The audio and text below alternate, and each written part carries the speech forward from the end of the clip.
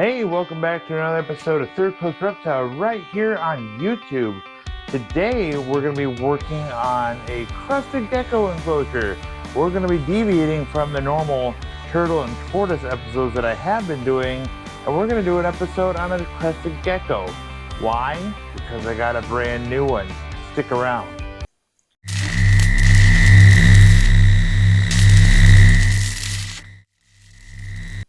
Alright guys, check them out. So this is the new Crested Gecko that I just acquired at the Reptile Expo.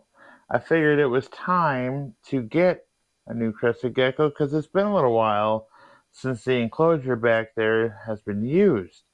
So he is a male, and you can tell he is probably sub-adult, I would say. So, and get you guys adjusted here. Hello, welcome back. So, crested geckos are from the island of New Caledonia. They were discovered back in the 1886-ish era, and actually they were believed to be extinct until the early 90s. I think around 94, they were actually rediscovered.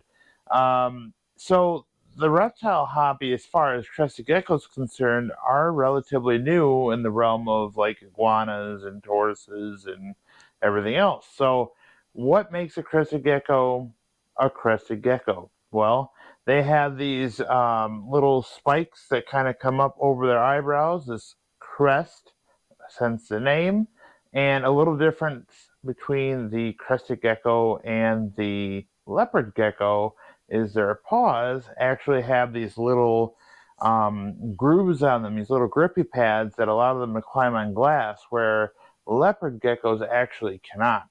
So they are pretty easy pets to take care of. The big things you want to take care of are humidity, and you want to make sure that their temperatures stay around room temperature. They get stressed out if they're overheated, and they are a nocturnal, so they don't really need a UVB source as well. Now, that's not to say that you don't need any lights in there, because you want to mimic the day and night cycles for them, so they can actually sleep during the day and be awake at night. So, in addition to that, they like to eat probably one of the best sources of food known to man. Let me grab one for you. This is Pangea Crested Gecko Diet. This stuff, it smells amazing. Don't eat it, kids. This stuff is actually, you mix it with water. I'll show you how that process works right now. We're going to open it up. There's a little seal that we rip open. This is a resealable bag, so it's just like a Ziploc. You can close it. We're going to take this and open it immediately. I can smell the Crested Gecko Diet, which is actually pretty pleasing here. So what I'm going to do is simply pour it into here so it's a little under halfway full. And there's going to be some clumps. That's pretty good. I'll set this aside. I'll get this flattened out like this. You can see it's just a real fine powdery substance, nothing crazy there. And then we're going to take our water, right? And we're going to just put a little bit in here.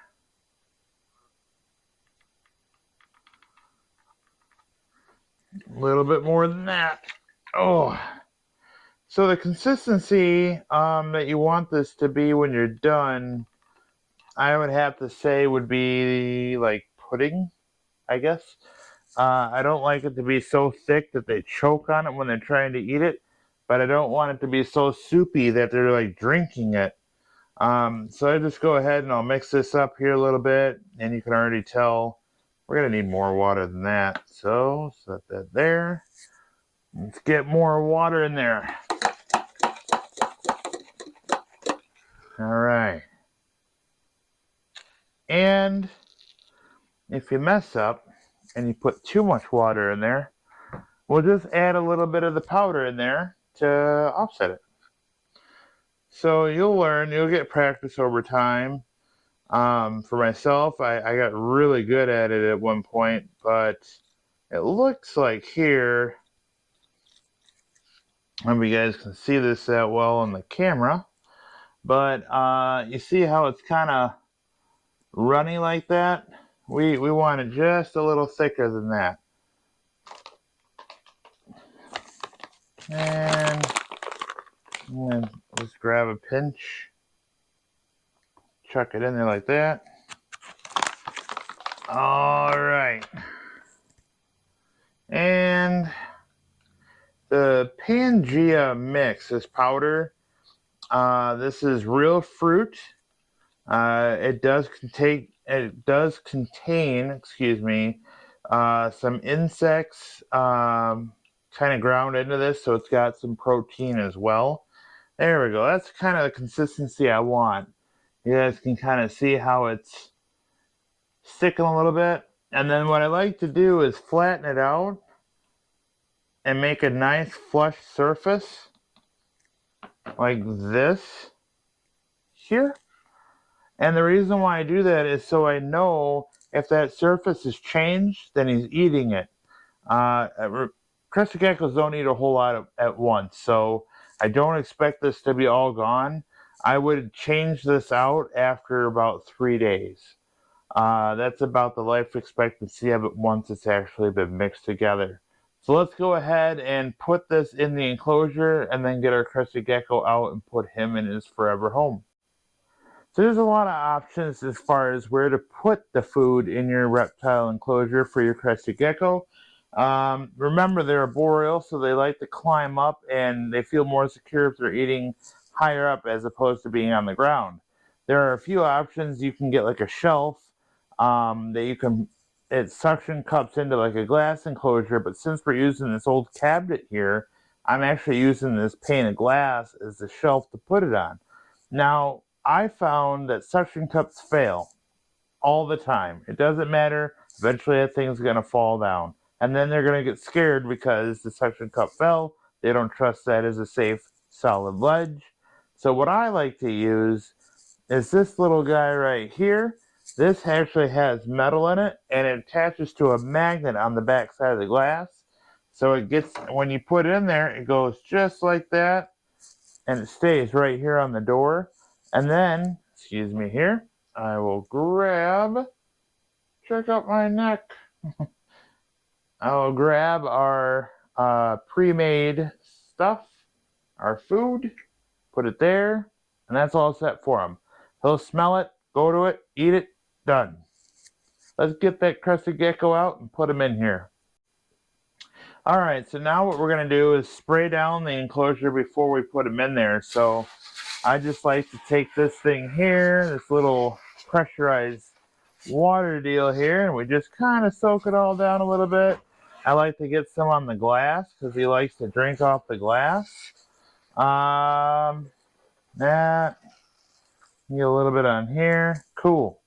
All right, so now we're ready to put him in the enclosure now.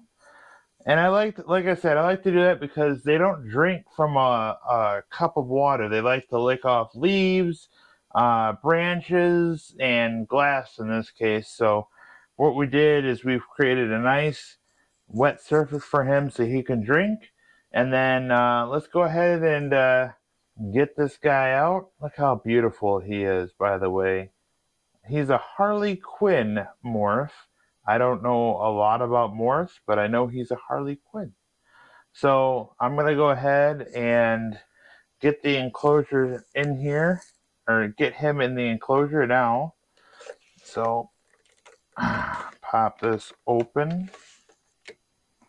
This is always the fun part, right, guys? So we'll see if he wants to hop out into his area. In fact, what I can do is just set this in here in an area where, I don't know, maybe wants to sit Actually, you know what we can do? We can set him down. Set him down right here. There we go. There you go, dude. And we'll let him climb out on his own. So I'll shut this here. I'll wait for him to climb out, and then there's my dog scratching at the door. I'll let him climb out on his own. He's actually right down here. So what I did is I set him down there. I'll let him climb out on his own, and then I'll remove the container later. I really don't want to handle him because my hands smell like food, and I don't want to give him the idea that my fingers are the little mozzarella sticks of joy. So we'll give him a little bit here. He's going to take some time, and I'll get back with you here when it actually comes out. All right, guys, as you can tell, the container is empty. It's been about, I don't know, hour and a half or so. He finally came out. I don't know if you guys can see him through this extremely dirty glass, but he is in the back corner, hanging out in the ground back there. He's over there. He's right there. I don't know if you guys can really see him too well. But anyway, oh, yeah, here he is. There he is. He came out. Cool. So he's getting used to his surroundings. The one thing I did want to mention about crested geckos and leopard geckos, for that matter, is as a defense strategy, they can actually detach their tails and it'll wiggle to simulate live prey. And the idea is if you grit the tail, then you get to live to see another day. This guy fortunately hasn't been stressed out enough to lose his tail, and I'm very fortunate about that. And that's another reason why I didn't want to grab him out of his plastic container here, because I didn't want him to lose his tail. So what I'm going to go ahead and do is let him get used to his surroundings. I made sure he's got fresh food, he's got water, he's good for a little while.